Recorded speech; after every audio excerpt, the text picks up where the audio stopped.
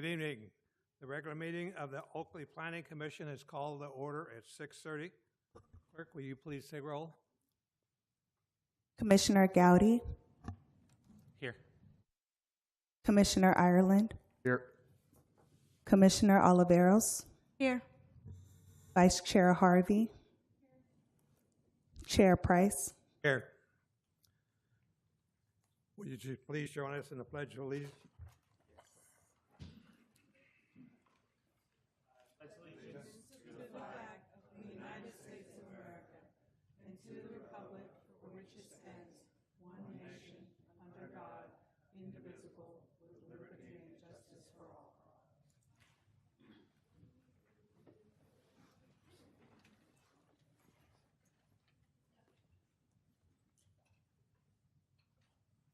At this time, the meeting is open for public comments.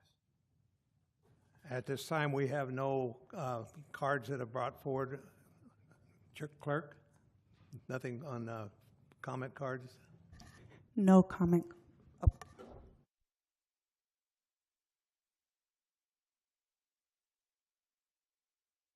No comments. Comments?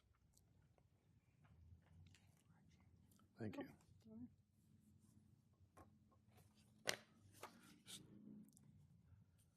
So at this time, we will have comments from the public. I have 2 cards that are submitted.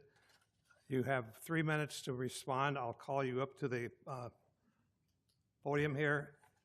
Kathy Ashford is the first one. I have a card to come and make a presentation. I didn't know I was going to have to speak, but I just don't think it's a good idea to have a liquor store next to a senior building. And I don't think the alcohol should be sold there and brought off the premises. And it's going to attract all kind of people. And it's just for the safety and well-being for seniors that are living there. That's my take on the subject. I hope I'm presenting this properly. Because there's a lot of homeless people coming around and sleeping around there and doing all kind of weird things. So I think with the alcohol being sold would be a nuisance.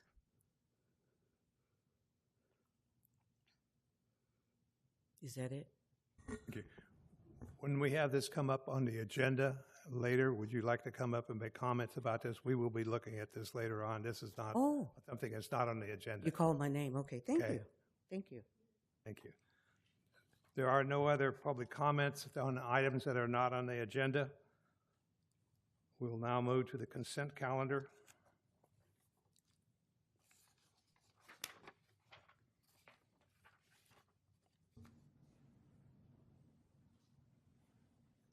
Is there any discussion, or would someone like to make a motion on the consent calendar?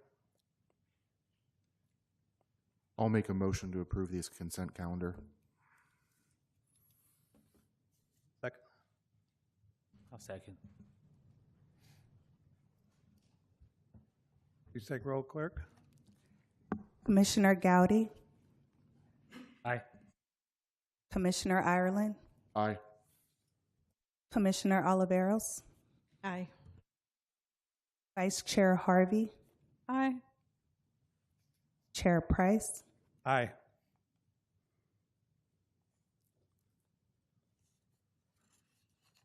We now move to public hearings. The first one is on the Library Center. Mr. Cortez, please.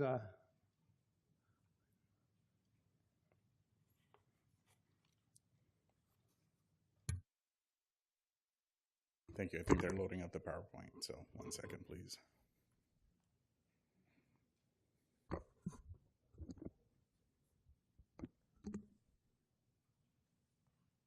Awesome, thank you. Good evening, Chair and Commissioners. Next on the agenda is a design review and variance approval for the proposed Oakley Library and Community Center located at 3235 Main Street. Before I do begin, I just wanted to say how excited I am to present this project to you all. not just on my behalf, but on behalf of all the staff, the leadership team, Friends of the Oakley Library, City Council past and present, and residents who all envisioned this library for the City of Oakley and who have taken part in the various steps along the way. As you know, this is one of the biggest projects the city has taken part in quite a long time. And we're all just excited about it. But with that being said, I'll start my PowerPoint.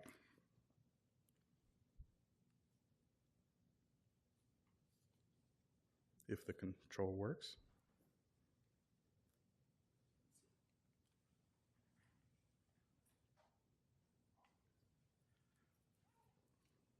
Next slide, please. So as you know, the project site is here at our Civic Center site on Main Street. Next slide, please. Surrounding uses include single family residences to the east and south, and City Hall to the west, and commercial shopping to the north of Main Street.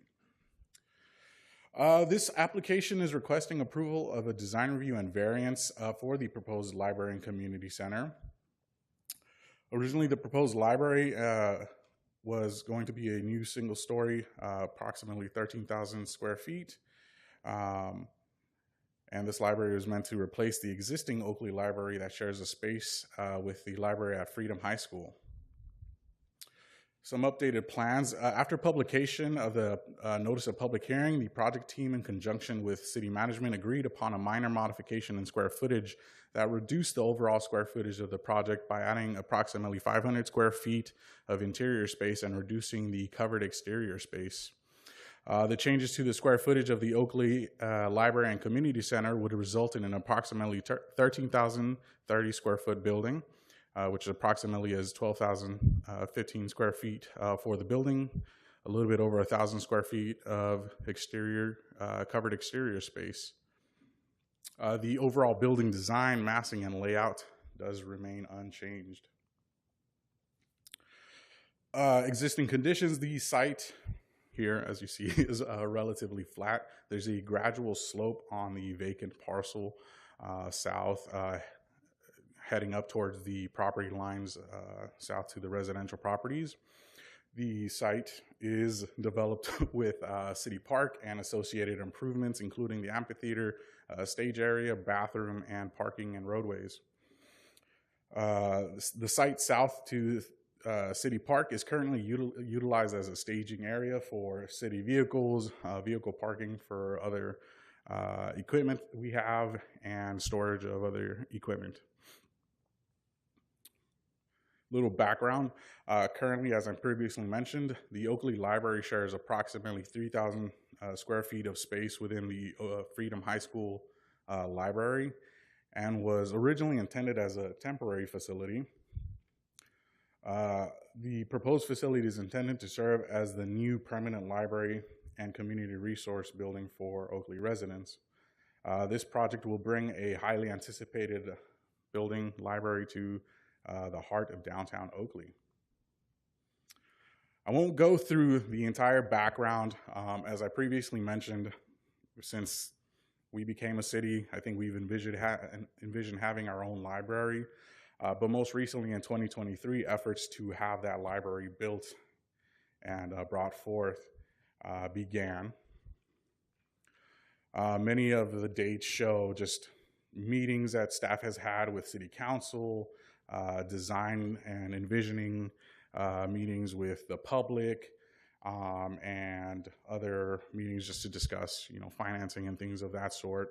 But like I said, that ramped up in 2023.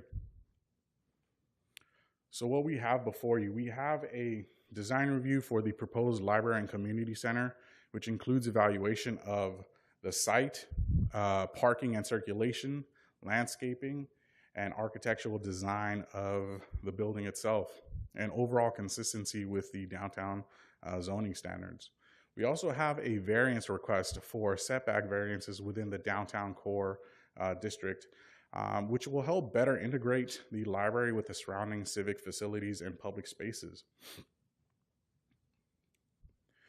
As I mentioned, the design review, which is required for new above ground buildings, we have before you. The design review helps the city ensure compliance with applicable standards established by the city's zoning ordinance. And through that design review, we review consistency with our parking standards, landscaping, and things of that sort as well.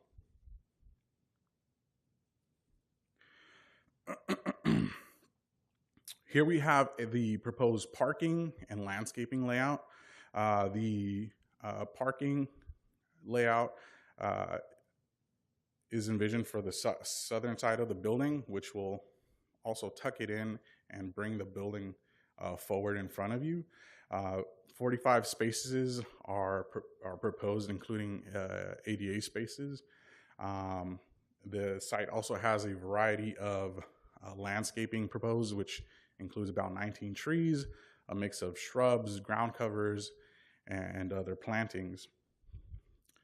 With those 19 trees, we also achieve about a 50% shade coverage for the parking area.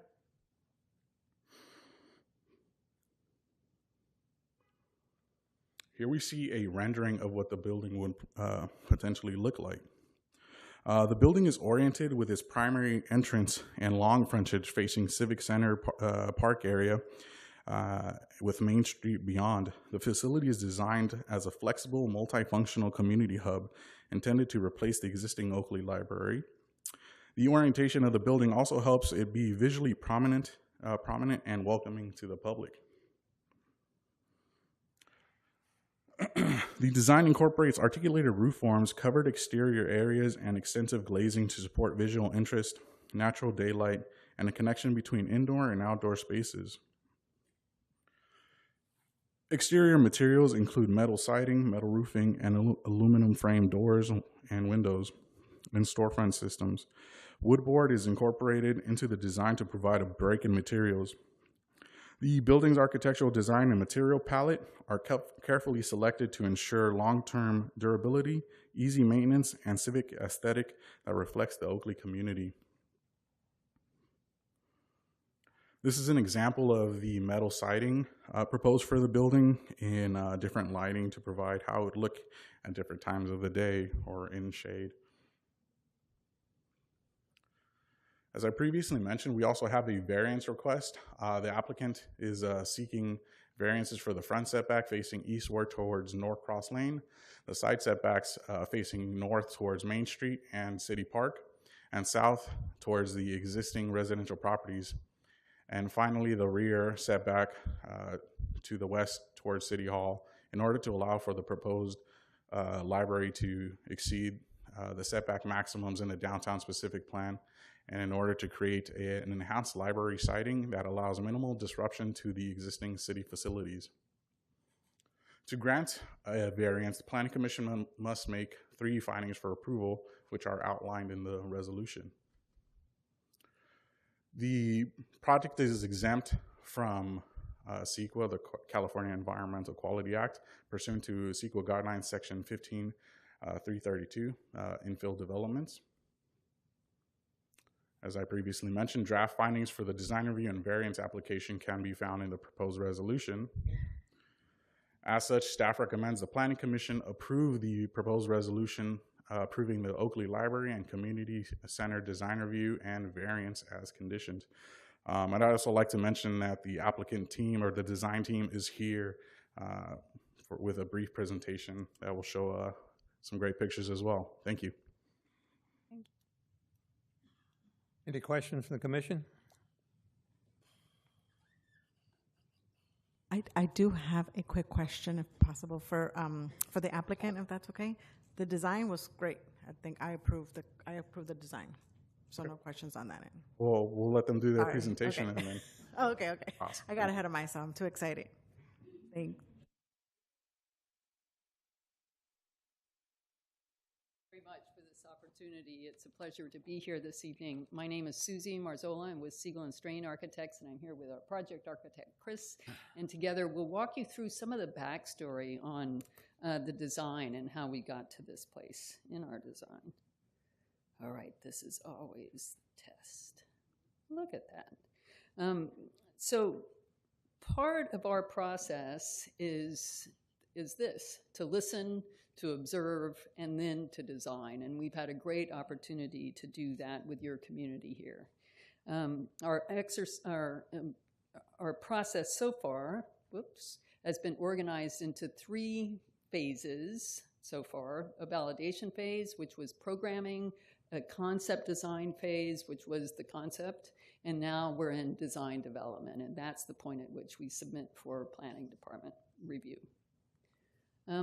As a foundational step, we began with the spatial programming. That includes this great number of meetings you see there, many of them with the library, many with city staff, 15 informational interviews where we talked to 26 people in the community. The concept design included all those meetings there, plus 3 community engagement sessions, which were wonderful opportunities for us to hear directly from folks also. And then finally, the design development. We have done a number of meetings with the library and with the city staff and with our core team, and then the subsets of that, including Park and Rec, the IT folks, et cetera. So it's been a pretty inclusive process. And it was based on that we have developed this design, starting with project goals. And a fundamental project goal for this project that we heard from community, as well as many of you here in this room, is that the library and community center should be a welcoming hub where residents of all ages and backgrounds can come together for enrichment and connection. This is a place that will serve as a centerpiece of your downtown civic center, and it's designed to embody Oakley's friendly, family-friendly, and characteristic supporting collaborative feeling that you get when you visit and you're in this town. And that supporting collaboration, that lifelong learning, that smart development has been incorporated into our thinking about this project as we've designed it, complete with indoor-outdoor connections, cost-efficient spatial organization, cost-efficient construction methodology. Cost has been at the core of every decision we've made. And all of this plus sustainability integrated into a design that's meant to capture the essence of Delta living. With these goals as our foundation, we then went into programming sessions with the city and library staff. We came to about a 12,000 square foot library, as mentioned earlier. Over half of that is attributed to the library itself and the support spaces, and the remainder is for shared community spaces like the large community room and dedicated city spaces also within the plan. So you can see that those spaces in the areas to scale are on the left, and the spatial adjacencies, what should be next to what, is in the bubble diagram on the right. We also had the opportunity to spend some time on your site looking, and the park is obviously a huge asset to your community life in the city, and it's already a great local public gathering space in its own right. And we spent some time researching and taking consideration of the environmental factors. We learned things that you already know, like it's hot in the summer here, not so much in the Bay Area, I will say, and it's foggy and chilly in the winter. And this site offers this excellent orientation opportunity for north-facing, natural daylit library spaces and community spaces, and a south-facing roof for, mounting photovoltaic arrays for electricity generation.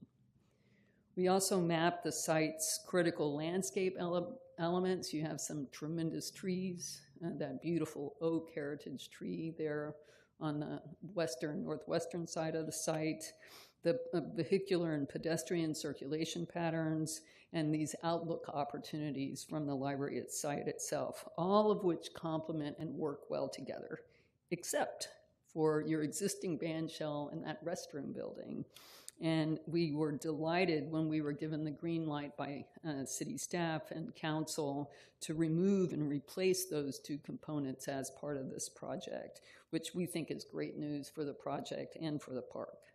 In our analysis, we also recognize the importance of that pedestrian connector that goes from City Hall across to Norcross, and then the paths that go through the park towards the city, or towards Main Street, all of which are very important.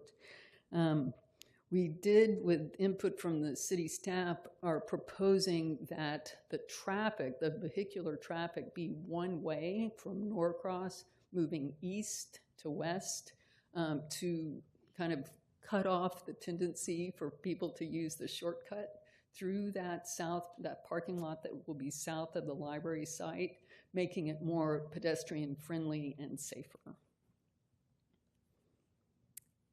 And we spent some time on your Delta and really taking that in and understanding what that's about and what that feels like as a way to figure out how we might incorporate the feeling of the Delta into this library design, which takes us to design.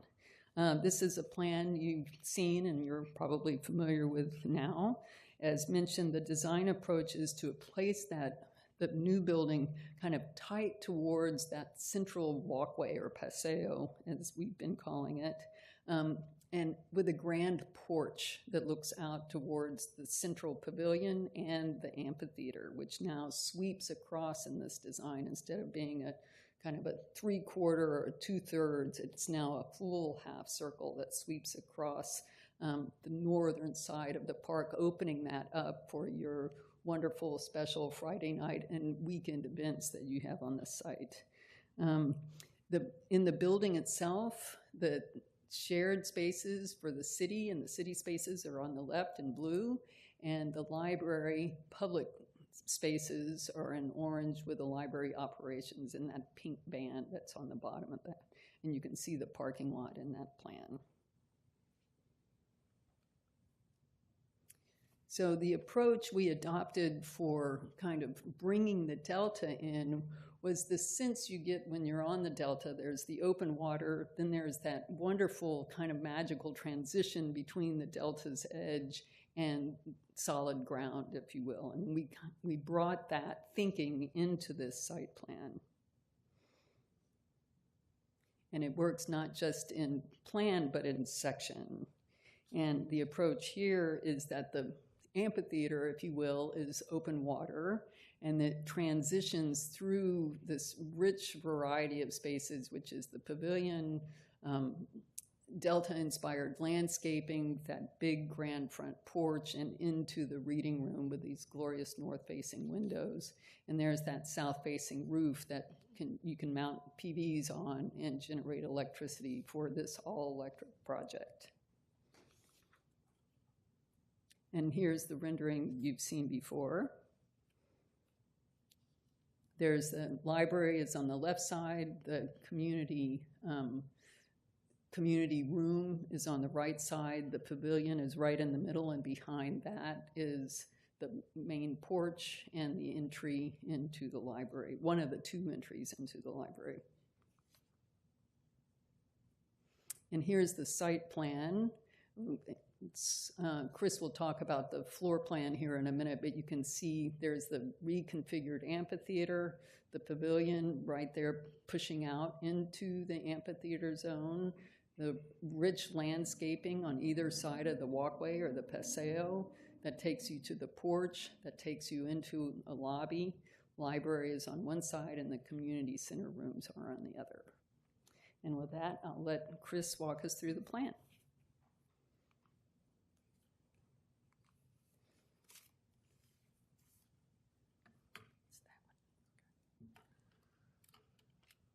All right. Well, we're limited on time, so I'll just cover this at a bit of a high level. We have our shared entry hall in yellow, which allows access for the building from both the park side to the north and also the parking lot side to the south, which puts you into that same central hall, and then everything is accessed off that. Again, as Susie mentioned, you have the library programming on the right, which is in red. And we've specifically located the adults, teens, and children's area against that northern side, which is right against the large windows that face the park. So you get to see what else the community is doing in the park and also get views of the great greenery that surrounds it. And then similarly, on the left-hand side of the plan, we have the community spaces and city spaces, and the main program being that community room that similarly is right against the north side, double doors that open out to a patio, so to kind of enhance this inside-outside connection as much as possible. I just want to bring up a few changes we made since the community outreach sessions. We heard a few different things which we've tried to incorporate into the plan. One was, is there any way we can make the library any bigger given the limited scope and budget? And we were able to kind of push the glass wall where the adults is and the covered porch out just about 8 feet, which got us that 500 square feet bonus, which is the library is super excited about, and we're excited to just get that little bit of generosity into the plan. We also heard a lot of feedback about the teens, and is there any way to make that area bigger? So we've reworked the book stacks a little bit to provide more seating for the teens and also provide some seating within the stacks next to the teens that can serve as kind of a teen overflow. What else? In the children's area, we heard a bit about wanting sensory play, and the Rotary has donated different panels, sensory panels that will go into that section. And then lastly, we heard comments about the exterior bathrooms, of where those are best located, and we've moved those to the southeast corner of the building with a path directly to the playground area. That was a big concern for parents. So here's just a taste of, these aren't fully developed renderings, but it gives you an idea of the space. This is the community room. It'll have an exposed wood structure to provide warmth inside, along with a wood ceiling, and then those full height windows on at least 2 sides of the community room to the greenery beyond. This is looking from the adult section at the kind of adult seating area along the glass wall, and then the covered porch as well. Both defined by a slightly lower roof that is a more human scale as this, next to the kind of grander scale of the stacks area. And then the kids area similarly is against that large glass wall with copious amounts of daylight and view to the outside. And there's those sensory panels kind of shown on the right side against the bookshelf walls. For exterior materials, durability, kind of low maintenance, and affordability were kind of the main drivers here. So we're choosing a metal siding that does that. You can see, let's see, yeah, it's a big generous roof that provides shade, and then again, indoor-outdoor connection on the image on the right. We talked about this a little bit. This is just another photo of the exterior materials we're proposing. It's a pretty neutral palette that allows kind of the plants that's surrounding it to really take the forefront and have their shadows get cast against this more neutral palette. The middle siding there is the main siding that goes towards the park. It's got a slight rib pattern that catches the light in different ways and also reflects a little bit of the surrounding nature, similar to the kind of water of the delta, to just kind of a reflection back of the surroundings. So here is what we were calling the Paseo, which is kind of the path from Norcross to City Hall. You can see the dome in the background. You can see the kind of rich variety of small, intimate seatings areas with larger seating areas beyond. Plant palette that references the delta with kind of reedy plants and grasses, and then trees and large overhangs for shade. This is an image of the new pavilion, which serves the band's shell functions you guys had before for performances, movies, concerts, but it also adds this other level of programming where it can be for picnics or small gatherings, an event on Saturday. So it opens up new possibilities for the center of the park. And then finally, just an overview aerial of the park with the new library. So thank you all. Happy to take any questions. Thank you. Thank you. Any questions for the applicant from the commissioners?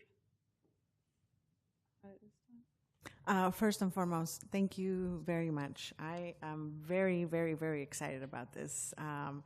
And I did attend one of the planning sessions, so as I was hearing your feedback, I was like, oh, good, they are adding this. So this is great. And I think what makes anything successful is that you get input from the community to make sure that it benefits it, and also that it's aligned with our mission and vision, which it truly is. One question I did have on the design, and well, two questions. I know this is just a sample of the park, but just to confirm, this park will be staying the same, correct? Or is it is going to stay? I'll answer that. Commissioner Oliveros, are you talking about the playground portion of the Sorry, park? the playground, yes. Yes, It will be. unchanged. Yeah. Okay. And then my second question is, one of the feedback that I did have, and I don't know if it was added, I didn't hear it, was for the pavilion area where there'll be kind of the performing, were we able, or is it incorporating the sound and lighting already? Because it's currently set up now. At nighttime, we have a very hard time listening to the sound and or the lighting. Like when it's start time, we can't really see what's going on the stage. So I know that was something that was asked in the feedback session. So I don't know if that was even reconsidered or considered. Yeah, I don't know if this park design building gets into that amount of detail, at least in this application, but that's definitely some feedback we'd be happy to take back Okay. to the city management, and I'm sure those are elements that they're talking about when we rebuild that amphitheater. Okay.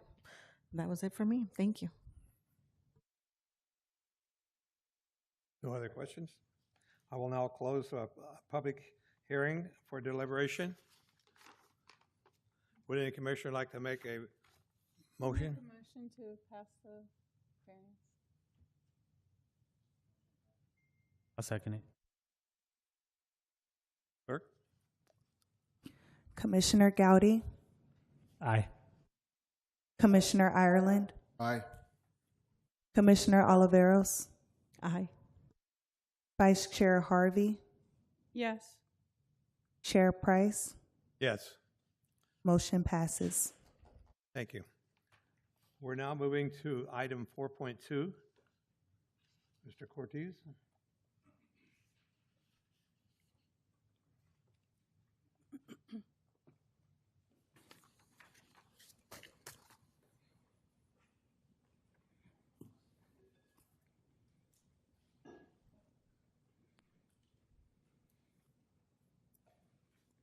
Alrighty, thank you. The next item on tonight's agenda is the 2603 Main Street liquor use permit. The property is located south of Main Street with the Oakley Town Center to the west, Antiqua Drive and Edgewood Drive to the east. Here's a vicinity map that shows the surrounding neighborhood and the small area where the supermarket / grocery store will be located. Little background. The 5.85 acre parcel currently consists of a 3-story, 130-unit, age-restricted and affordable senior apartment complex with a 1-story, 5,667 square foot commercial space that fronts Main Street. The general plan designation is commercial, and the zoning is general commercial as well. The property is surrounded by residential and commercial uses, and the grocery store / supermarket proposes to operate from 7:30 a.m. to 10 p.m. 7 days a week. The applicant is requesting approval of a use permit to sell distilled spirits alongside other grocery store slash supermarket offerings, including fruits, vegetables, and snacks. No physical changes are proposed to the exterior of the site or a change in product inventory. The distilled spirits would be located within an approximately 8 by 10 foot shelf space behind the secured customer service counter, only accessible to an employee. Why do we have a conditional use permit? Convenience stores that sell distilled spirits for off-site consumption have generally been interpreted as liquor stores under the Oakley Municipal Code, and pursuant to that code section, have required a conditional use permit to establish this use in Oakley. The proposed project conforms to the required findings for approval in the Oakley Municipal Code, partly due to its limited scope and the permitted use of the supermarket slash grocery store. The required findings for conditional use permits are primarily concerned with ensuring quality site development when a new business is constructed, and that the adjacent infrastructure is able to accommodate the new land use.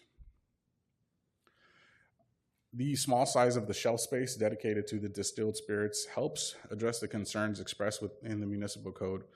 Furthermore, the applicant would integrate the new use into product displays within the grocery store, with liquor purchases occurring at the point of sale counter like other items.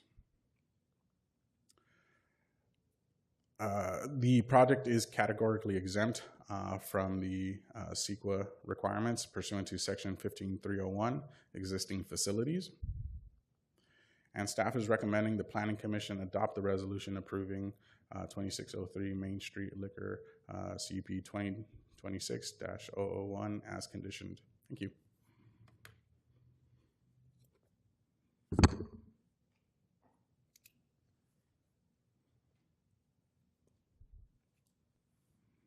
Are there any questions from the Planning Commission?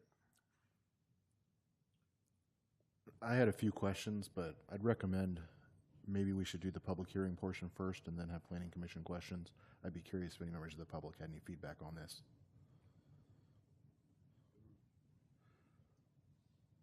I will now open a public hearing. Are there any comments from the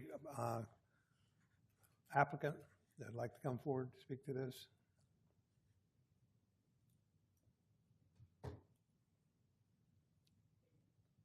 The applicant is here, but I don't think they have a formal presentation. I think they're just here if there's any questions by the commission. Thank you. I have, this time I have 2 public comment cards of people that would like to speak. And the first one is Kathy Ashford.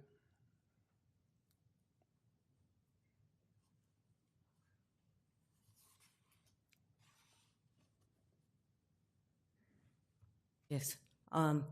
Again, I will say that I think alcohol would be a nuisance for seniors, and to be able to attract who knows what type of environment that's going to be coming. And I'm not trying to have a biased attitude, you know, but I just don't think it's a good place for seniors. We're trying to live a quiet life, and I think that'll probably draw a lot of different kind of people, especially with alcohol on Friday nights, 7 days a week. So I have the same response that I said earlier. I think it would be a nuisance. Thank you. Thank you. We have one other public comment, Linda Carter.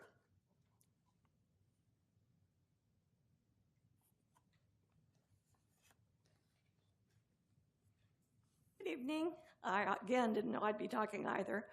I just want to reiterate what my predecessor has said about the fact that with the people that have moved in there for it to be a quiet place to relax, and you know, at a certain time in the evening it's quiet. There isn't a lot of traffic or noise with it, and especially the people that live on the north side of the building that's going to face the parking lot, that this is the people that are coming into the store are going to be going through. It's just not something, I know we signed a paper when we moved in knowing something commercial would go into that area, but I don't know that anybody really realized that this is what was going to go in there. So I just want to again state that I wish they wouldn't be selling alcohol, just for the sake of the people that live there, the peace of the community currently, for it not to be disturbed. Thank you. Thank you.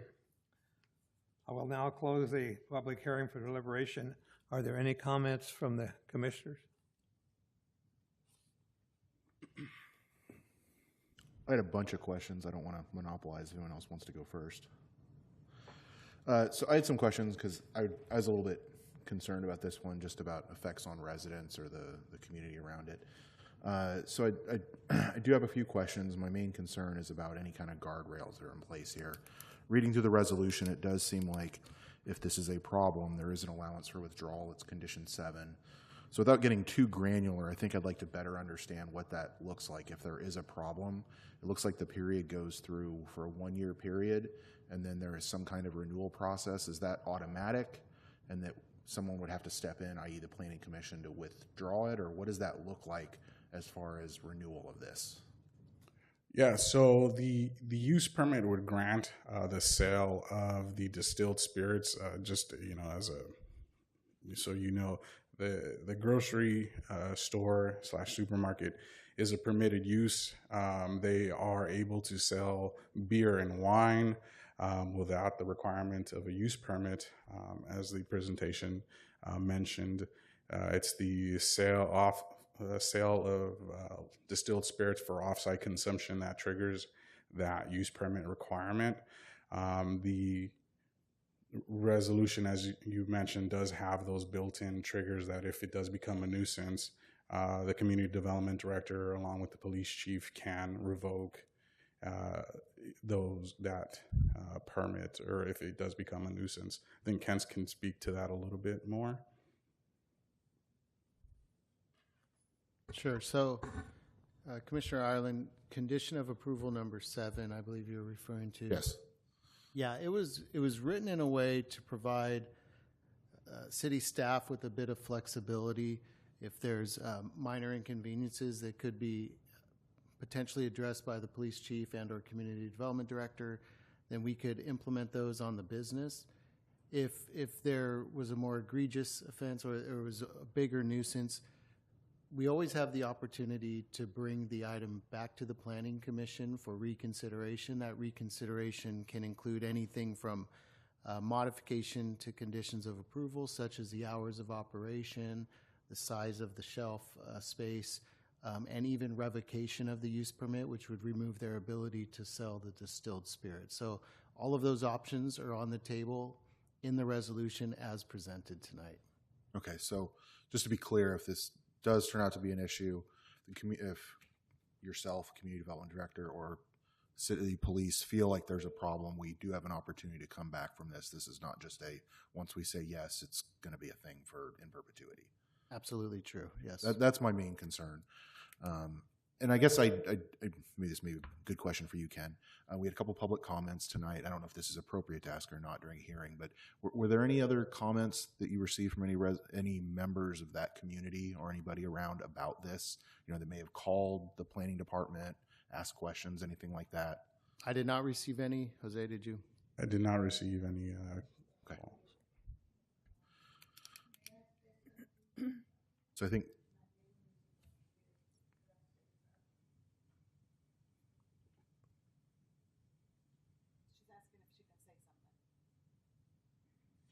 Well, now,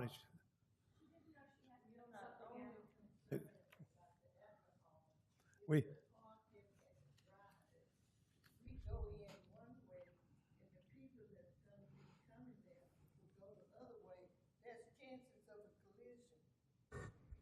Chair, Just to quickly clarify for the commission, if you want to receive additional public testimony, then you'll need to move to reopen the public hearing. Yeah, I think I'd be okay pausing my time if we'd like to have another public comment. Are you okay? So you have to reopen. So, ma'am, if we can reopen and do another public comment, but if you can fill out a card after and give it to the clerk, you can come up and make a comment if you'd like.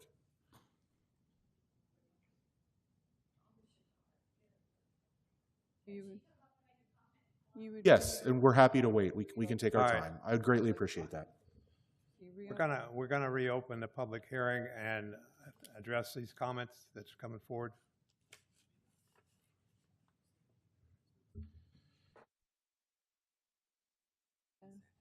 Jared was saying that if anyone else wants to talk, they can also fill out a card if they don't know. Yeah.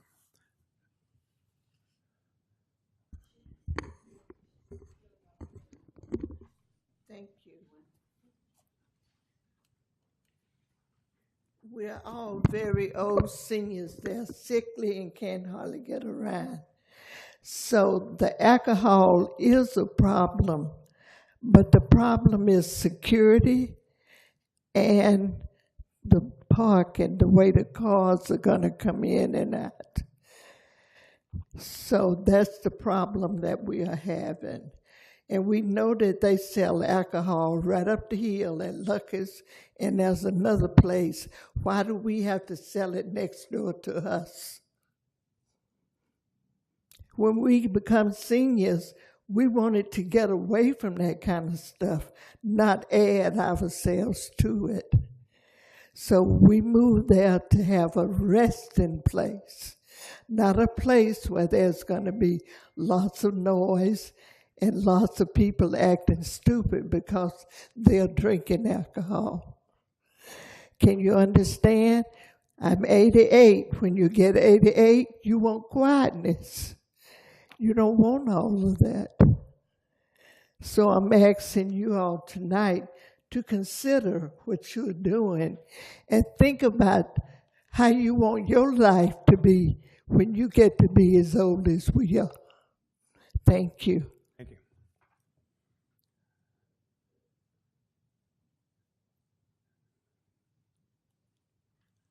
That's all the public comment. Do we have any other cards that were turned in? No other comment cards. None? Right. There's somebody who wants to. There we go.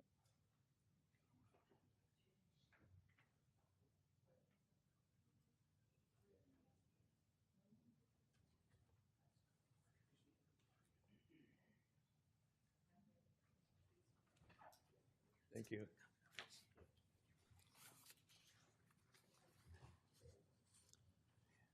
Next, Ava Jackson, please. That was the one that was. You got the card for Eva, so you set that aside and keep it. All right.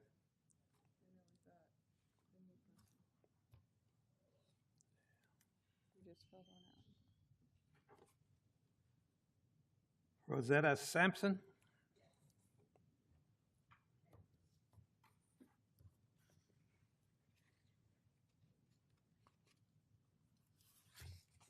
I live in the apartments.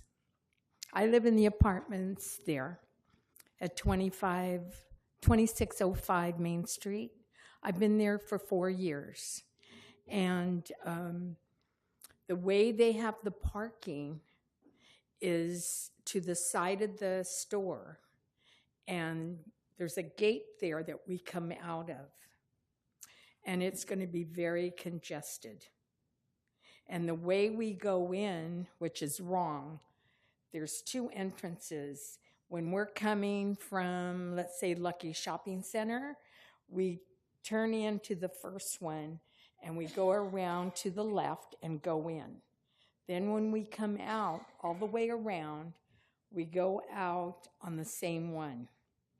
No, on the different one. And it should be reversed because when we go in, we go to the right. And it's the first one we go in, and the ones coming out are going to be in front of us. And another thing, there's been a lot of riffraff there. They try to come in. People that live there have their friends or whatever. And there's a lot of different people. They'll sleep on the bench outside and all this stuff. And to have liquor there, I don't think so, unless they have a security guard, because it's going to be terrible. And that's not where I want to be. And we waited for this place before COVID to open. And I just wish no liquor. They can go to Lucky's and get their liquor. Thank you. You want to table this thing? Anything else? Table it. Huh? I said security. If the store's going to be open that late, they need to have security. Thank you. Okay, thank you. Let's postpone it to another meeting. Would one of you do that? If you want to do that, I don't know. go ahead. Looking for a comment from one of the commissioners. Are we opening for questions? Yes. The only other question I had here, and I did send this ahead of time, so I think it's covered, but I wanted to make sure, is advertising. We're limiting if this is passed, it's limited to essentially a cabinet is what it looks like, and a display needs to be kept to that area. And it sounds like that there is already a city municipal code about advertising signage outside that if this is approved, it would not be permitted for them to put large signs on the exterior of the building or anything like that. Correct. They would still be subject to our sign ordinance and any requirements therein. Okay. And I guess to be a little bit more explicit, just because I'm not super familiar with the sign ordinance, and I guess perhaps I should have read it before the meeting, that would preclude advertisements for distilled spirits like this? Yeah, generally we don't permit, the large advertisements of beer and things like that. I'm trying to think of what sign you may have in mind. Excuse the hyperbole, but a giant sign that says "buy tequila in here" or something like that. I mean, I don't think again, it seems like the scope of this is intended to be quite small, and my one concern is always guardrails with what you don't think about that could happen. And again, it seems like we have a way to claw it back, but again, I'm just concerned about what slips through the cracks or what extra it could be, given the nature of where this is going to be, which again, I have some concerns about. No, yeah, understood. Any indoor signage, we don't necessarily look at, but, window signage, any building mounted signage, signage that they may think of having on the exterior would all be reviewed, or, we would look at and are limited by the sign ordinance. Okay. Thank you. Thanks. Is this the same location that our police department went and evaluated the install? They looked at how small it was going to be, and they didn't really think that there would be... Yeah, so typically as part of our review process, we route plans out to police to review.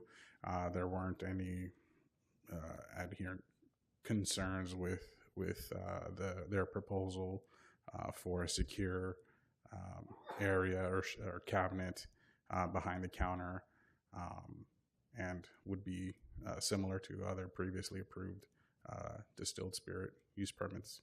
Thank you. So I guess the public concern is a lot about like the driving in there and stuff like that. So is there a way that we can fix something in that? Because the store isn't even open yet. Right. So they're gonna experience this without the liquor or not. So as part of the use permit, that isn't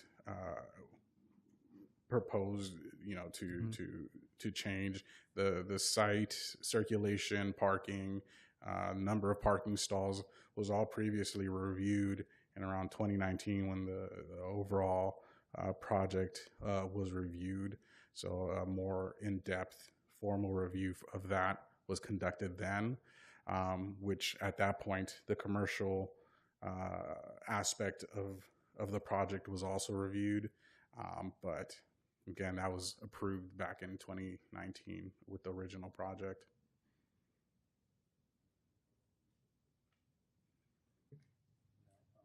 What about the concern about, would that be on the property owner if they decided for a security guard or something like that?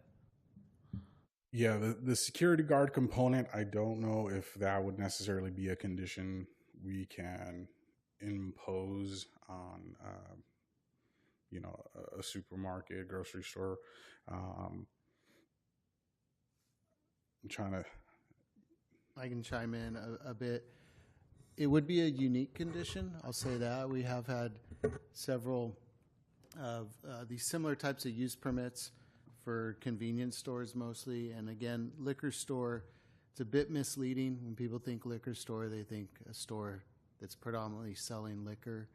Again, this is a very small, I would say, relatively small area to hold the distilled spirits. So the conditional use permit being presented tonight, it limits how large of an area they can store and display liquor. And it's approximately 10-foot by 8-foot area behind the counter. So this is not going to be similar to a store where you may walk in and have shelves of liquor available for the public to grab and take up to the counter. This would require someone that wanted to purchase the distilled spirits to go up to the counter and ask for the clerk to provide them and sell them that specific bottle or whatever they may be purchasing. Security has not been something, in my memory at least, that we have required for this type of use. I think if we were at a point where the issues were such that security was required, we would definitely be questioning whether the conditional use permit should even be approved. I don't know if we have a reason to believe that. I understand many of the concerns, and I can definitely understand where those are coming from. At this point, I can say that we have not heard from our police department of any issues with any of the other recent ones we've done that have very limited sales, and this one is similar to that. That's not a way of me of promising there would never be an issue out here, but I can say just looking back at the other approvals, we have not seen such issues reoccurring. I would ask, I mean, staff, we can provide this input. The applicant is here. I would encourage the commission to ask them what their plans are, what plans they have in place to try to minimize loitering or people that may be breaking the rules. This is not for on-site consumption. This is for off-site consumption. You purchase it, you take it home. You don't drink it in the parking lot. You don't drink it in front of the store. So that would be my recommendation, is to allow the applicant to come up and maybe address some of these as well. And staff will continue to try to address them. Yeah, if the applicant was willing, I think we should ask if they'd be willing to address any of these concerns about on-site consumption, security issues, anything residents have brought up. Because again, it's a delicate situation. And Jose, just to confirm, only beer and wine right now is going to be sold there. No. This use permit would be for that. Okay. Good evening, everybody.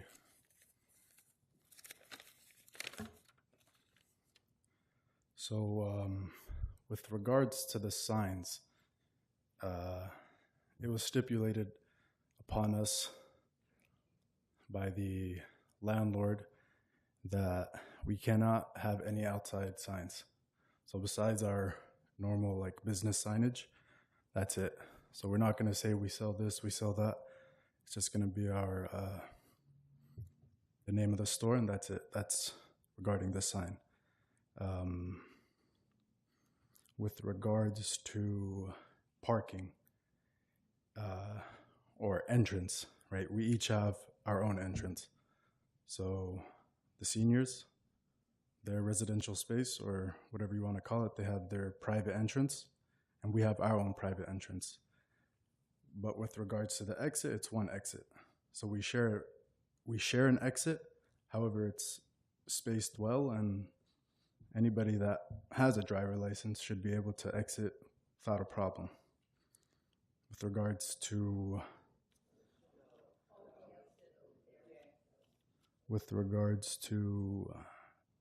security, right? We are security. I mean, if we're going to be completely honest, we've had stores in the surrounding areas for the last 15, 20 years with a good track record of no crime happening in front of the stores or the surrounding areas. And we have a very good name and reputation for our stores. I think their main concern is just noise, right? So it doesn't matter if it's a store or if it's, a bungee jumping place for kids or trampolines. It doesn't matter. I think they just want quietness.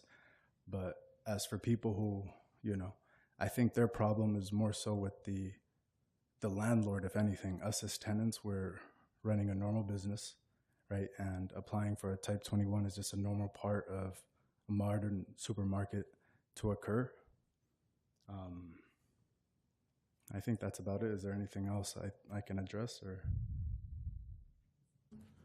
I guess one question I would have, as a mixed-use development, do you see your business as really your customers are more coming into the area from the rest of Oakley and other areas, or are you supporting the residents of the building that you're in? What do you see the mixture of that?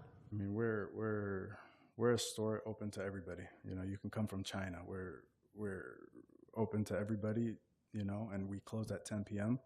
So, it's not like a 2 a.m. store. No, it's at 10 p.m. and we're done.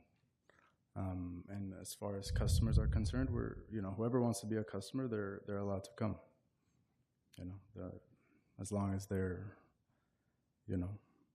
able to purchase and respectful customers. And we have a good relationship with the Oakley police.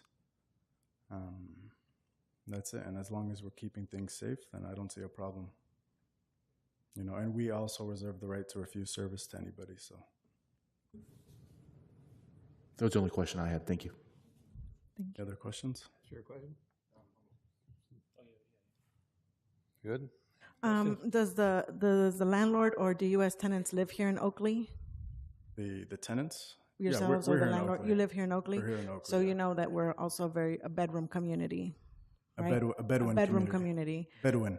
Bedroom community. Bedroom, What does this mean? That everything probably shuts down around 8 p.m. here. Yeah. So I don't understand, one, the reason of opening till 10 p.m. Yeah. So I think if we are putting guardrails, I think we would probably need to revisit what those hours look like, honestly. That's fair. The second piece is has there been a traffic report analysis of really how many people are driving through there, and have we seen like a huge influx of traffic that this needs to be here between the hours of in the evening, which is respectably so, times that people want to rest. I'm just curious if there's been a traffic report analysis on this. So not on this specific conditional use permit before you tonight. As Jose mentioned, the 2019 Twin Oaks Senior Residence Mixed Use Project was proposed to the city as on a commercial piece of property to have mostly apartments with a small, I forget what it was, 5,000 square foot or less, commercial component. And at that time, the site plan was analyzed. It went through all of the environmental study and everything checked out. So if there are issues with the apartments and the operation, the gates or whatever it may be with residents being able to exit the gates, and I know there have been issues completely unrelated to this project tonight with the gates and things like that in the past that management has had to work out. That's really not on the applicant to solve. Those are gates for the customers to get, for the residents to get into the gated off portion of the parking. Because the site has a gated portion, which is on the sides of the apartments and in the back of the apartments. And then there's what we would call public parking that is in the front of the building for maybe would-be tenants to go talk to leasing or customers of the commercial locations where they can use those. So they're two separate parking areas, but again, there is a gate that two gates that you access from the public parking to the private parking. And this, a traffic study, not so much. What we look at in that is circulation safe? Is there turning radius for emergency vehicle access and things of that nature? And I think as any business, right? I don't think maybe the city, but I think any business that's going to open, that should be part of their analysis, right? Like, does it make sense to be selling this here with Lucky's is literally right next door, right? Almost next door. How does your business, how is this going to benefit the senior community there? Like, what is in it for them? How is this benefiting them? Yeah. No, I understand. And so going back to your first question regarding why we're open till 10, I mean, if the community is a bedroom community, then, being open till then, not much traffic will occur after 8. So it doesn't really matter anyway, whether or not we're open from 7 to 8 or 7 to 10, right? But those extra 2 hours does give a little bit of leeway for any people who, that are out they on the have streets after 8. No, they want to make a late night bowl of cereal and they forgot their milk and they don't have any milk and just want to go real quick to the grocery store. I mean, I understand, but just it's a part of business, and I understand. My second question, how does this benefit the senior community? Yeah, it's a supermarket, so okay. I mean, those are all my questions. Thank you.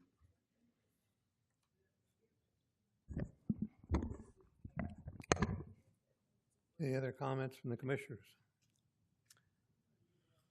We'll now close the public hearing. Would any commissioner like to make a motion to adopt the resolution? I do not approve this resolution. I mean, since we're still at the discussion part, I just have some concerns.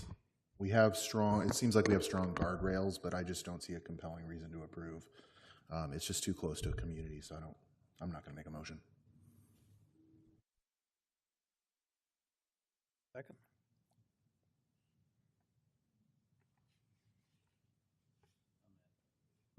So can I ask a question of the city attorney? Just as a process, because I don't think we've quite had this happen, where none of the commissioners want to make a motion to approve. Do we table? What's the next step for us to? If there's no motion, then simply no action has been taken on the item. As well, in addition, a commissioner could make a motion to table the item to a specific date in the future, at the next planning commission meeting or another one in the future. So that could be an alternative motion to table this item to a future meeting for further discussion. Otherwise, there is just no action taken on the item tonight. I make a motion to table this agenda item until the next planning commission meeting. Can I ask a clarifying question of the commission? Yes. Normally when we're tabling an item or continuing it to a date certain, there's some direction provided to staff or additional information the commission wants us to analyze. We would ask that. We don't want to just bring back the same thing on June 16th. So we would ask that if that is what the commission is going to end up doing, that staff is provided some additional direction. What do you want us to look into? Do you see a solution for this to move forward? Are there additional conditions or on signage or anything, et cetera, that you want us to look at and bring back for consideration in addition to what's already being proposed? Go ahead. So I think I would definitely support coming back and looking at this, because I do want to balance the right of the applicant with the residents. I don't just want to say no. I think my large concern is how this affects the residents, and not just the issues that came up, but just selling distilled spirits is just one. It's kind of another step beyond a normal market and the nuisances that has. That's okay. I understand that, but I would just like to understand better how we're going to prevent any of the issues, especially with things going on with being right next to a residence selling that kind of liquor. So I think, and to add to that, I mean, they're not even open yet, so we don't even know kind of what that traffic even will look like, right? So I think we're kind of getting ahead of ourselves of this whole piece in terms of the sell piece. But I mean, can we wait and see kind of how this traffic is going, how the residents are feeling in terms of just noise and traffic before? As far as direction to staff, could we have an evaluation of any possible changes that could be easily made to improve the traffic situation? Can you repeat the very last part of that again? Sorry. Could we have an evaluation of possible solutions to the difficulties at the exit. We could bring something back as a report. Again, this use is permitted. It's a permitted grocery store. The only change they want to make is a 10 by 8 foot section to sell distilled spirits. That should have zero impact on traffic or parking or anything like that. They're replacing part of the product. So if there are concerns with the sale of distilled spirits, whether it's signage, hours of operation, et cetera, loitering, those are the types of items we would ask, from a planning perspective, we would look to address. The traffic, although heard, they're not proposing they're not proposing the use of a store today. So we're not looking at whether there's adequate parking or there's adequate circulation. That's already established. So we could look at solutions or potential solutions related to the sale of distilled spirits or the display of distilled spirits or the signage that's associated with distilled spirits or security, whatever it may be, things that are related to specifically the display and sale of distilled spirits. That's what we should be focusing on. And I think I've heard one of them was the potential impact on the senior community that lives in the adjacent apartments, or the connected apartments, I should say. That's one item I've heard. I don't know if there was a second specific item. Yeah, I mean, specifically, I understand that the parking and the other issues are kind of ancillary to what we're talking about tonight. That's just going to come with running a market.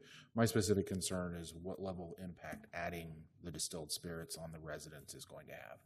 Again, I know we have this permitted. There's a grocery store around the corner and a gas station around the corner. So I do want us to be consistent, and we do need to properly balance property owner rights here, but I am concerned, and I'm especially nervous because, again, this is a senior living facility. You know, I think it's just a little bit different situation. You know, mixed use is what it is. There will always be an impact, but I just want to carefully understand what that's going to look like. Understood. Thank you. And I do want to thank the staff for preparing a very thorough report. And I apologize in some ways, but I do want to make sure, at least myself, that we're careful about this moving forward. I just want to clear, they are selling beer and wine no matter what. So that's just part of the supermarket. Permitted by right. Correct. And then, so my main concerns would just be if there's loitering and in that aspect. I know that the parking is a big issue, but if there's a diagram that shows how they would be parking or going in and stuff like that, maybe on the next time, like how that would work, that might be a little more.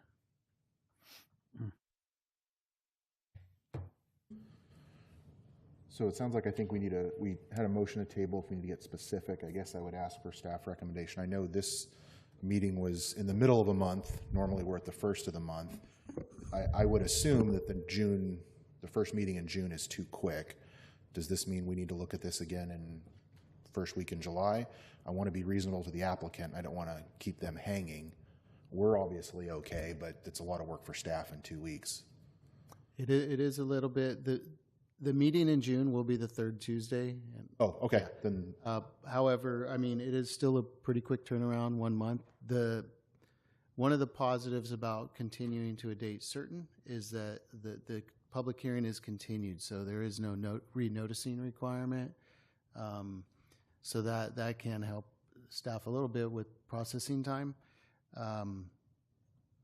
June 16th may be a pretty quick turnaround. I would say either the June meeting or the July meeting would be adequate times to continue this to.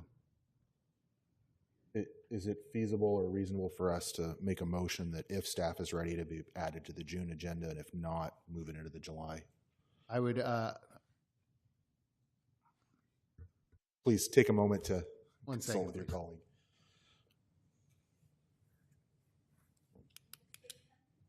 We are, Jose's requesting if we do continue to a date certain, and that would be the July meeting. Yeah, I'd make a motion to move this to the July meeting to revisit it, again, with additional staff recommendations about the impact on this to the residents. Got a second? I think we need to make that City Attorney, we need to make that date specific, correct? That's correct. Thank you. July 7th it would be. July 7th for that motion. Someone has to. I'll second that. We have a motion and a second. Clerk, please. Commissioner Gowdy, Aye. Commissioner Ireland, Aye. Commissioner Oliveros, Aye. Vice Chair Harvey, Yes. Chair Price. Aye. Motion passes. Thank you. Thank you. Moving to the regular calendar. Do any commissioners have any questions for staff? Are you talking about 5.1? 5.1. I did have a general question. Is I just want to make sure that essentially Planning Commission is just confirming that this is in compliance with the Oakley General Plan. Oh, I apologize. Chair, we do have a presentation. I'll save that for after.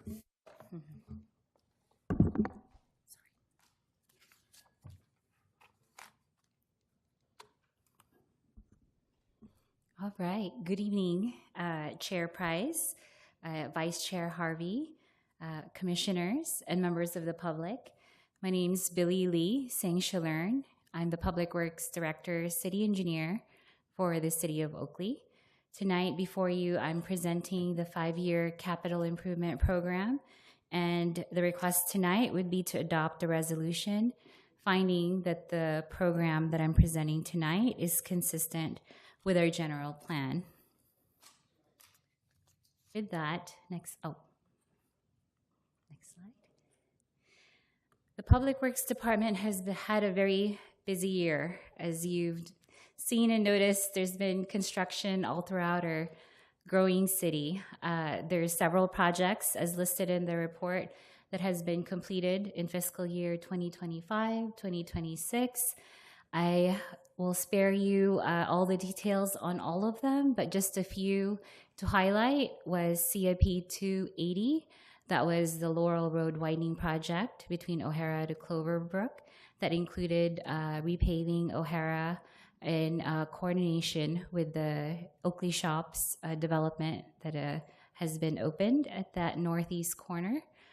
Some other notable projects I want to highlight is CIP 334, and that's the East Cypress Road widening just east of Rubens Way to Machado Lane. This is a coordination effort with the developer for the Machado subdivision, and that built the full infrastructure for East Cypress Road in that segment for a 4-lane arterial with the median, and that's been completed. And the two other notable projects I want to highlight is CIP 335 and 336, and those are adjacent projects on Sellers Avenue, and that was for the reconstruction, for the pavement, for a full depth reclamation in coordination with the developer also for that Sellers subdivision as they installed sewer and water utilities for Sellers. As for current project highlights, we have many projects that are currently in the process. Just 3 of the ones that I'd like to highlight is the Enrico Cinquini Park. This project has been in our books for several years. This is CIP 281 at the northwest corner of Carpenter Road and Rose Avenue. If you haven't visited the site, I highly suggest you do so. We've graded the park, and you can start to see the magnitude and the size of this park. It has several fun amenities. This is a splash pad that'll have several features for the kids to play and enjoy during the summer months.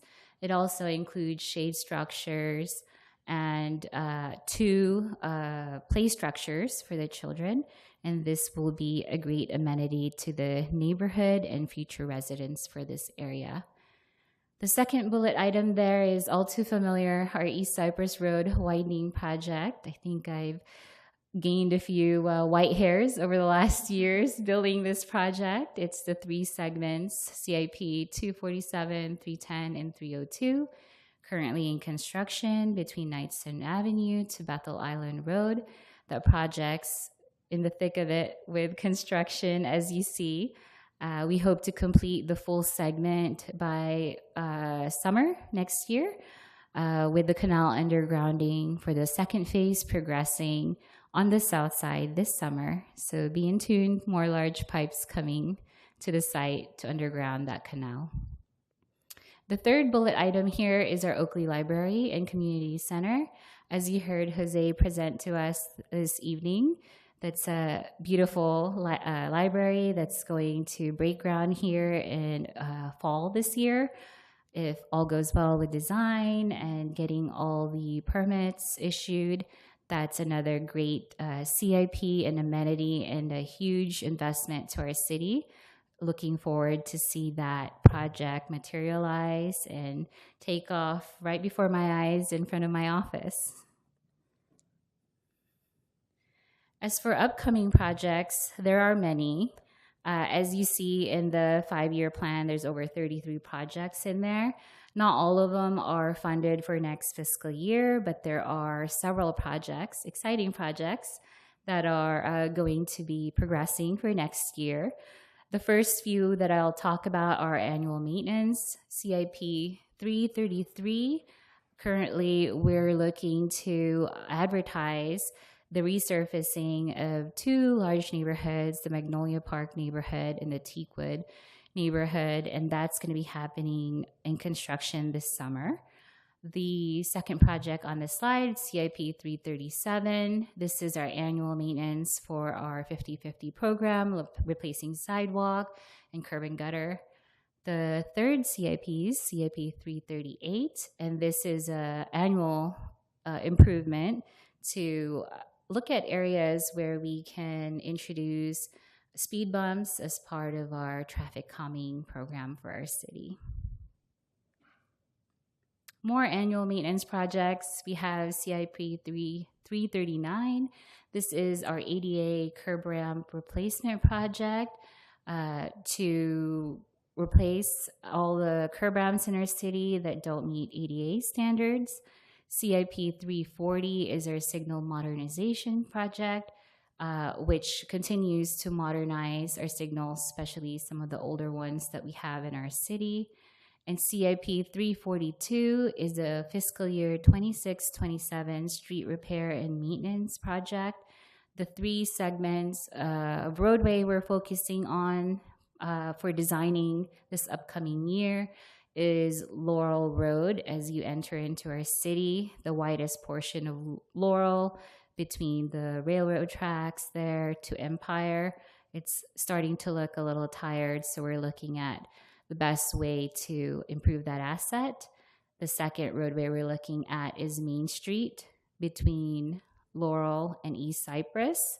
That's another segment there. As you've driven it, it's starting to have several base failures that will need to be addressed. And the third segment that we're looking at is Empire Avenue between Laurel to Main Street. And that's essentially the northern half of Empire north of Laurel. That's another segment that we'll be looking to design this upcoming year. Another exciting project, we're looking to finish design and start construction this summer, is CIP 343. This is our City Hall remodel for the police department. This project will remodel the reception area in the front, expand the evidence and records office spaces, create additional police report writing office spaces, and construct a new police conference and meeting room in the City Hall with private doorways to secure the access to the police department. This is consistent with the growing needs of our police department as we continue to hire more officers to meet the demands of our city. Another exciting upcoming project this year is CIP 341. This is an accessible pathway at Laurel Ball Fields. As you may know, Laurel Ball Field right now has a path surrounding the entire park that's DG and not paved. And this project, we're looking to pave that path and also improve some curb ramps and access to the bench areas of the ball fields to allow for use for all. This project is a high priority from our city council when we did the budget retreat. This is CIP 211. This is Main Street and Rose Avenue intersection. This is to signalize the current intersection, and it serves multiple districts such as Iron House, Diablo Water, East Bay Regional Parks, and Contra Costa Water District to the north. This intersection will be a four-legged signal. The design has been completed. We're looking to advertise this project in the coming months as council blesses the budget, and we will begin construction this summer. The other signal project, which I've been waiting for, this is CIP 268. This is Main Street and Delta Road. As many of you have traveled that area, it's very difficult to make that left turn on Delta Road and becoming difficult to make that right turn out of Delta Road. This project also has been fully designed, and we're looking to also advertise this project to construct this summer. This also received high support from City Council. Next project, CIP 320. This is O'Hara Avenue widening near Grapevine Lane. This is a continuation of the improvements we've installed of O'Hara, widening it from CIP 280. This completes the gap between the Pheasant Meadow subdivision that was recently constructed all the way to the north, where we ended the sidewalk from CIP 280. This completes O'Hara's 4-lane configuration per our general plan for this segment, and will include bike lanes and a sidewalk. This project's also designed, and we're waiting for council to approve the budget to advertise this project and begin construction this summer. The next project, CIP 316, this is Main Street widening just north of Laurel Road. This project is, there's a gap in Main Street on the southbound direction. As you see there, there's some trees and fences that will need to be removed to widen the roadway to its ultimate 4-lane configuration. There will be some right-of-way take associated with this project. We're still in design, not quite ready to go to construction yet, but we're hoping to move the project forward in the upcoming year. And once right-of-way is obtained, we will proceed with construction. Last but not least is the most exciting project that's been in the books for many decades. This is the CIP 273 Laurel. Yes. Great job. Thank you. Thank you. Thank you. Thank you. I do want to take a moment and say thank you, especially for improving a lot of the residents of East Oakley, the getting across town, the improvements here, but the Delta street light, potentially the Laurel expansion, the Cypress. As someone who lives out in the Summer Lake area, these improvements are just complete game changers, and I just want to really say thank you to you and your team for making all this happen. I know it is an absolute ton of work. Thank you. Thank you, Commissioner Ireland. All the white hair is well worth it hearing comments like that. Any other questions? All right. Thank you. Great, thank you. Someone would like to make a resolution, adopt this? I'll make a motion to approve it. We have a motion, a second? I second. Clerk, thanks. Commissioner Gowdy, Aye. Commissioner Ireland, Aye. Commissioner Oliveros, Aye. Vice Chair Harvey, Yes. Chair Price. Aye. Motion passes. Thank you. Moving to agenda item 6.1, staff reports. Thank you, Chair. Just a couple items to provide, informational items to provide. The first one is in 2 nights, so on Thursday, May 21st at 6 p.m. right here in the council chambers, the Oakley Police Department will be holding their military equipment report community meeting, which is an annual report that the police department does. So if the public would like to attend, it'll be right here in the council chambers at 6 p.m. on this upcoming Thursday. Second announcement is that the city will be holding the Memorial Day ceremony on Saturday, May 23rd, and that will be approximately from 10 a.m. to 11 a.m. right here in Civic Center Plaza. Again, that's Saturday the 23rd.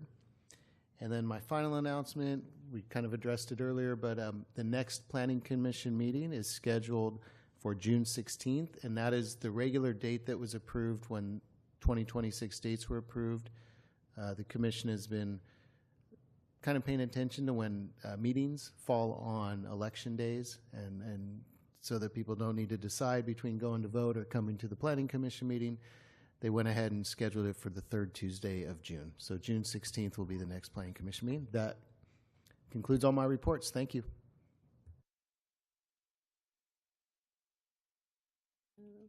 Any reports from commissioners? Yes. Just save the date for October 21st. We're doing our first Oakley Business Forum, partnering with Harumi in this space to help all of our local businesses really thrive. We've been doing business analysis and surveys, serving a lot of the small businesses here in Oakley just to kind of get a feel for what support they need. So we're really excited to really bring a one-of-a-kind forum that we're going to set really ourselves apart from our neighboring cities. So what I would love if, if you're able to fill out the survey, if you do own a business or know someone who owns a business here in Oakley, it is in our Chamber of Commerce website, and hopefully we get a good group of folks coming out. Thank you. Any other reports?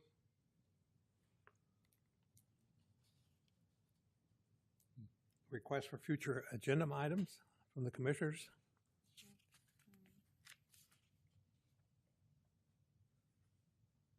Hearing none, moving to item 7.1. Mr. Gorman.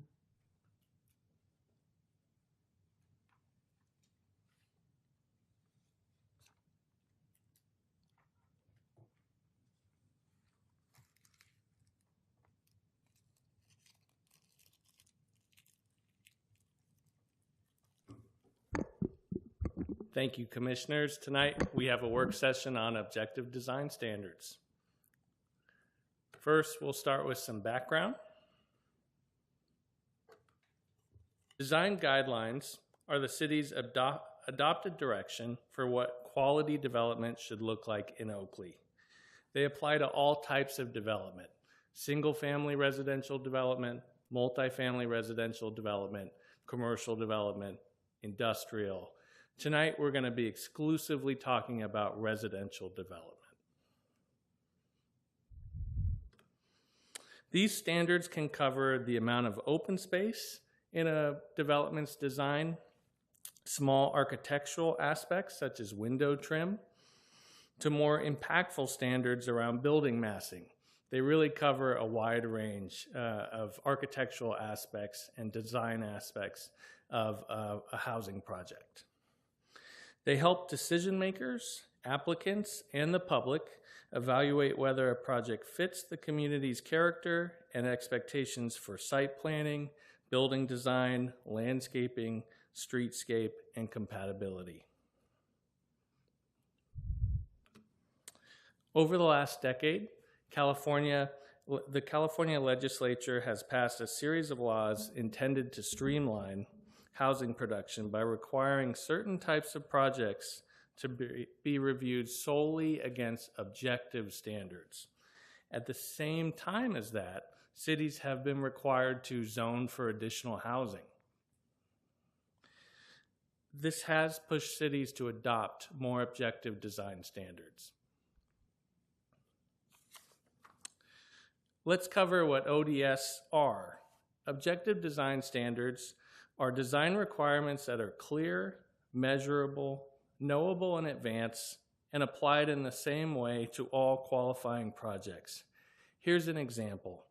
The goal, an example here is, instead of saying the building should be compatible with the neighborhood, an objective standard might say primary building entries shall face the public street or a publicly accessible walkway. That way the developer and the builder knows a little bit more what we're looking for while they're designing it before they get to our review and then on to a public hearing. The goal is not to remove good design. The goal is to define what good design means in measurable, enforceable terms that applicants, staff, decision makers, and the public can all understand before an application is submitted. In Oakley, we have 2 illustrated manuals that have residential design guidelines. We have the 2003 Residential Design Guidelines, and then we have the Downtown Specific Plan. They have a mix of subjective standards and objective standards, and the downtown, it's more modern, and it has more objective standards. We feel that it has sufficient objective standards that it does not need to be modified, but the 2003 Residential Design Guidelines, they're a little bit more subjective, and so we're looking to update those with this project we're talking about tonight. As Oakley continues to grow, new housing may be proposed whether we have these standards in place or not. Objective design standards give us the tools to make sure that new housing fits in with our community and is nice to live in. Projects are well evaluated to our standards. Housing is reviewed efficiently and consistently, and we meet the requirements of state law. Without adopted objective standards, the city has limited ability to shape the design of housing projects that qualify for streamlined review. These standards are how we ensure housing construction is aligned with our goals and values while still welcoming new Oakley residents. We have some areas of focus we want your feedback on. We want to see if we're on the right track. While we provide some draft guidelines to you, we are not expecting you to provide us with specific details on each of the guidelines. Rather, staff would like to know what areas of the guidelines we should focus on, and for you to provide us any significant topics you may feel we may be missing.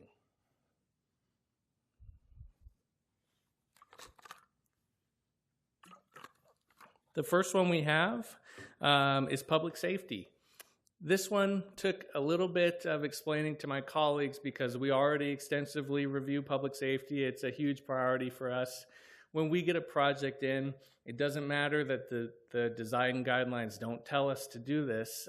We route it out to these agencies, the fire department, the police department, and we require that projects incorporate their comments or their fire code requirements. And so, you know, anyone who's familiar with reviewing housing projects will kind of turn their head at this, you know, do we need this?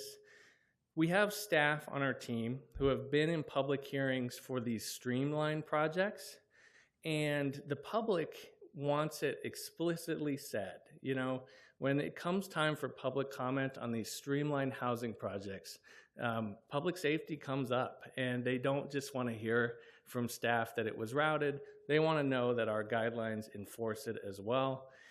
The other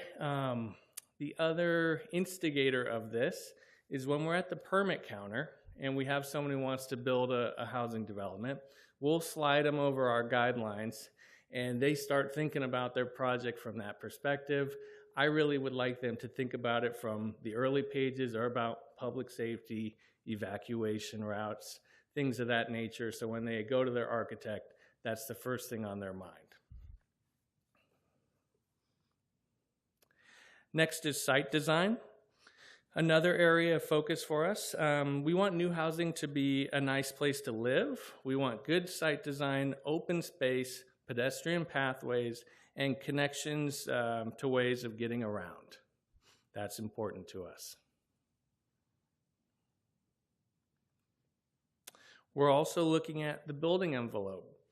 Rather than being overly prescriptive about every aspect of design, planning staff are focused on ensuring that building envelopes are appropriate within the surrounding area, that they do not dominate the surrounding landscape where possible, and that they're sensitive to nearby existing homes. An example of that is many cities are stepping back their top floors when they're close to shorter residential buildings, like in this example here. For us, that's more important than making sure we have, a certain percentage of glazing or so many feet of some type of architectural feature. When we talk about the smaller design aspects, we want buildings that look good and hold up over time, but our standards need to be realistic about cost. If design requirements push project costs too high, housing does not get built, and that does not help anyone. We want to require articulation and facade variation without dictating every inch of every cornice or glazing area. We want to focus on the elements that matter most to how a building looks and feels from the street or from other common areas. Another focus of ours is community feedback. At our public outreach meeting, residents shared priorities that are shaping our approach. We heard that we should build communities, not just housing. People want neighborhoods with shared spaces, not just rows of buildings. We heard that design should encourage interaction between neighbors. We also heard that we should allow creative freedom for architects. Standards should set a floor, not the ceiling. Prescriptive rules that force every project to look the same work against good design. We are writing standards that set clear minimums while leaving room for architects to bring creative, high-quality solutions. In Oakley, as far as I remember, we've had a philosophy of not procrastinating on the most difficult parts of a project. We want to dive headfirst into that work. So the most fleshed out parts of this project are these nitty-gritty standards for how the architectural details should be designed and how the site should be designed. We've attached 2 draft chapters for you attached to the staff report. Attachment 1 covers multifamily and mixed-use residential standards, including site design, street connectivity, pedestrian pathways, vehicle access, parking lot screening, utilities and service areas, building massing, and primary entry design.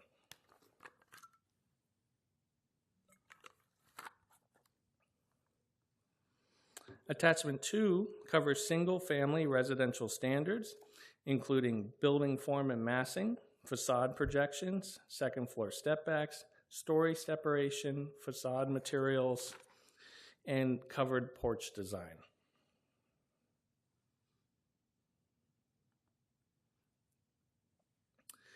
Another aspect we need to talk about is when we get really technical.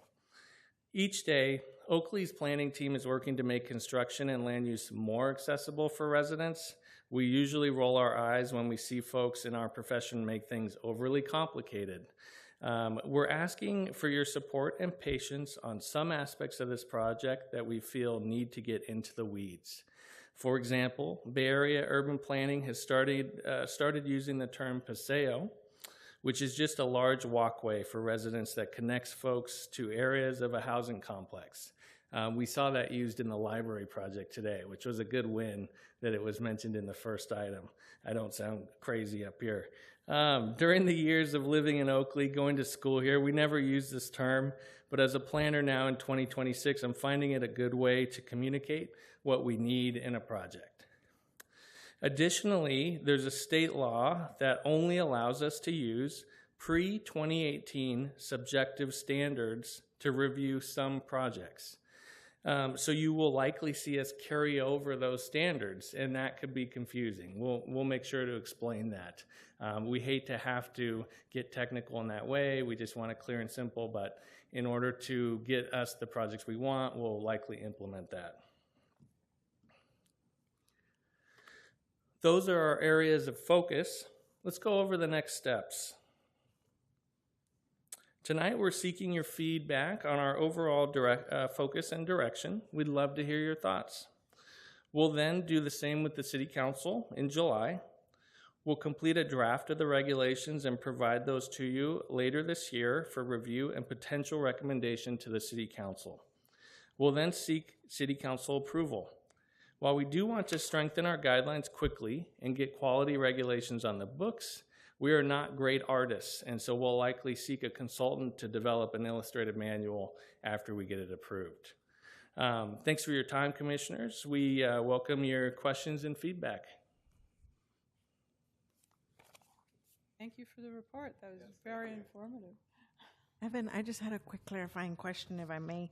The architect part, where you mentioned giving the architects kind of free autonomy to design, I thought that was amazing. So does this mean that, is it, just from my understanding, is it the architects that the city works with, or is it the architects that the builders work with? Yeah, that's a great question. It's the architects that the builders work with. And to give you just some details on that, we only had a few folks come to our outreach meeting. One of them was an architect for builders who happens to live in town. People were making the case that we always require multiple materials on the front facade. And she goes like, what if you did farmhouse with board and batten on a large portion of it? That should be sufficient. And it was a good argument. So we're thinking on that. Okay, no, that's great. I think it's important not to, the cookie cutter, right, that everything looks the same. And again, it's an attraction for bringing new families, and I love the paseo term. So thank you for that. Thank you, Commissioner. I got a few. Okay. One, I definitely do want to emphasize that obviously leaving some creative freedom is a good thing. And we need to balance that with our need to, to create a robust set of design standards.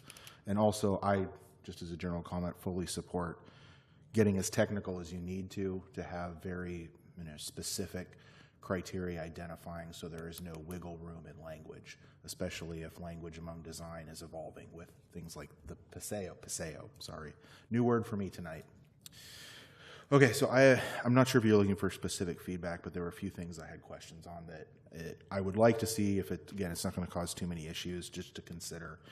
We talked about public safety, that was one of them, but how we can ensure that fire codes are met up to date, and also site access, specifically things like access of fire trucks. We talk a lot about evacuation, but just ensuring that we have access for, obviously, police or mostly just regular vehicles, but I know for fire trucks could be a concern.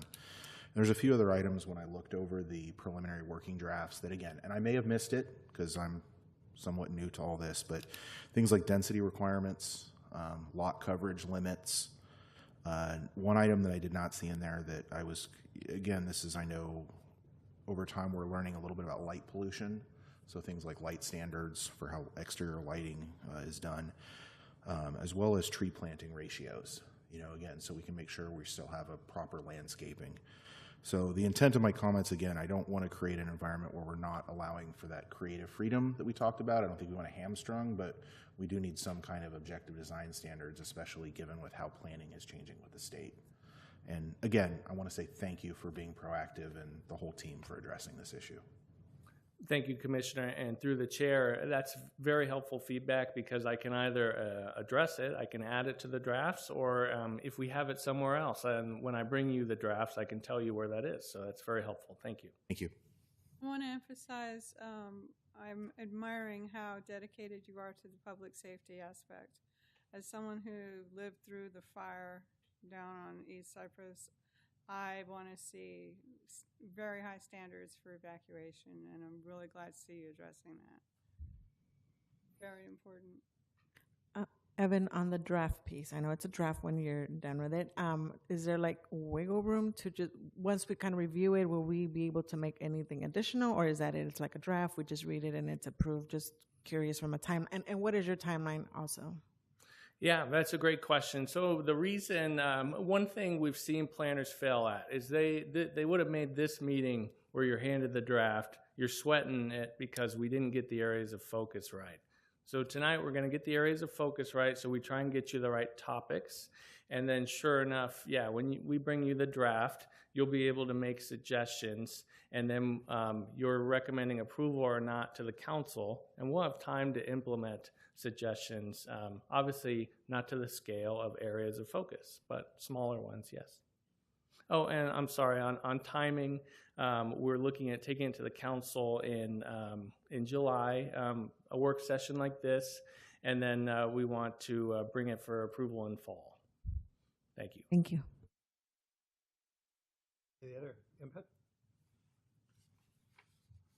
This is not a vote tonight, so all we were doing is providing him some input to take back to council. And if there is no more, there being no further business, this meeting is adjourned.